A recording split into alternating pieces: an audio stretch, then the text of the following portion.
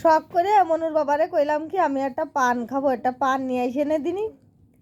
তা দেখেন অবস্থা, পান নিয়ে আইছে, শখের পান। তা পানের মধ্যে কি কি মশলা আছে, এর মধ্যে মনে আছে কাজু বাদামও দেওয়া আছে। এই যে কিশমিশ, কাজু বাদাম, নারকেল, এ কি পান না অন্য কিছু? এটা কি সেই ত্রুটি ফ্রুটি না কি কয় সেইটা?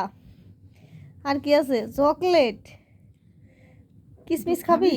ও আমার পানেতে কিশমিশ তুলে খাই নিচ্ছে আমার ননদ।